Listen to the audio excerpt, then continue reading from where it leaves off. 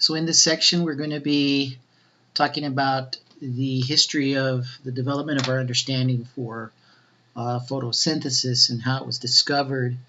Overall, it's been a long process and there's still much to understand, but we go back perhaps 300 years or more on some of the experiments that helped improve our understanding. So what your learning objectives are for this section are going to be to describe experiments that support our understanding of photosynthesis, and then to differentiate between light-dependent and light-independent reactions. So if we go back maybe about 300 years ago, Jan Baptista van Helmont demonstrated that substances of a plant was not produced only from the soil. Back in his day, or those days, they thought that the plants grew by taking things from the soil. So Van Helmont thought of a pretty simple example or experiment, planting, I think it might have been a willow tree. So we measured the mass of the soil in the pot, and then let the willow tree, measure the mass of the willow tree and let them grow for like 5 years or so.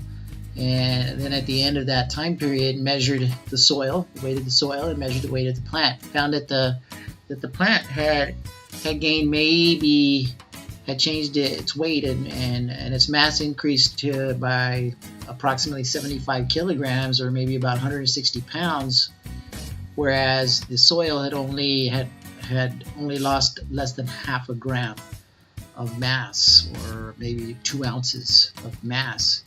And so where did all of that other mass come from? So here was evidence that the plants took matter from, or materials from, other than just the soil. So that was a kind of simple but important experiment. And then Joseph Priestley, later on, 100 years later, was looking at adding living vegetation into an airtight jar.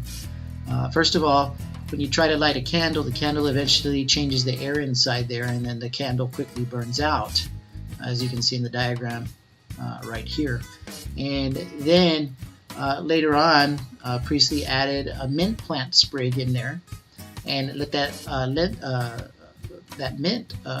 plant in there be in there for a while, for a few days, and then without opening the system, relit the candle, and the candle was able to burn again for a while. So the plant must have added something to refresh that air in there. Also, with living animal like a mouse, found that the mouse found it more favorable to be in this enclosed system with a plant than without the plant. Without the plant, the mouse didn't do very well, as you can see. And then Jan Ingenhousz proposed that plants carry out a process that uses sunlight to split carbon dioxide into carbon and oxygen. And in this case here, a series of other work ended up coming up with a classic reaction for our photosynthesis, minus the accounting for all of the waters exactly. So if we don't include all of that, then we have our carbon dioxide and water with the help of energy from the sunlight. So here's the energy from the sunlight coming in to help with the process, and you get your organic molecules like glucose and giving off oxygen. So his idea here, carbon dioxide was split, and then the water was added to the carbon to make our organic molecules. So here, Ingenhousz's idea was splitting carbon dioxide, which we'll see was not correct, but that was a good step forward there. And then later on,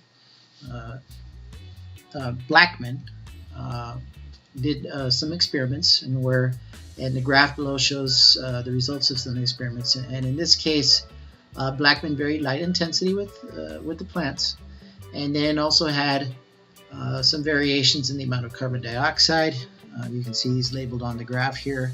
So you have carbon dioxide limited, you have temperature limited in this case. So varying the amount of carbon dioxide and varying the temperature here. And then if we varied the temperature, we had extra carbon dioxide or excess of carbon dioxide. And then you can see down here, what was being varied was light intensity as well. And overall, these experiments showed a few things.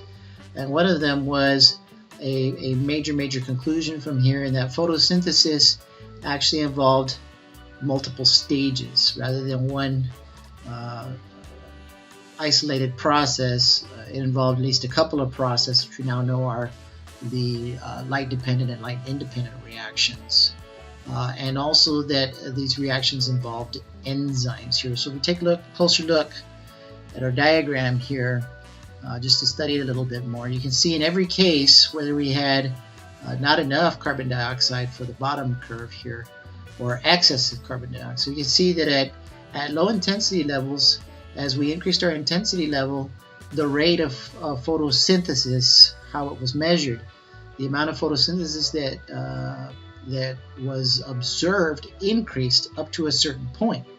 And if we had a limited amount of carbon dioxide, then it kind of topped off early on and didn't increase any further, didn't do any more photosynthesis. Now if we added excessive carbon dioxide, then there was more carbon dioxide available to the plants, and the more light intensity we got, more photosynthesis. Okay?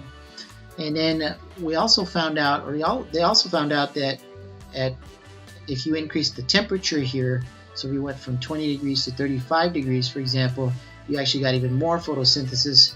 But at that point, that's where the maximum rates were really observed. Anything after that, and we saw a significant, huge drop in the photosynthetic rate, which that alone right there suggests that there were parts of this sort of metabolic processes that involved water, and not just whether or not carbon dioxide and sunlight were available. So overall, these bits of information suggested that carbon dioxide was needed to further increase the rates beyond which light was capable of doing it. So we seem to see that there is a process that involves light as our reaction, as driving our reaction, but also required carbon dioxide and enzymatic activity there, which that part of the process would be the light independent reactions, or the second major phase of photosynthesis.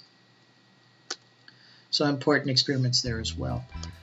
So then we have Van Niel, C.B. Van Niel here was working on some purple sulfur bacteria here, and found that they do not release O2, but instead accumulated granules of pure sulfur within them. So the equation was worked out here, the chemical reaction was worked out here, where carbon dioxide and a compound called hydrogen sulfide, is very similar to water, with the help of light energy, which is why it's photosynthesis, produced our organic molecules, produced water, and our pure sulfur here.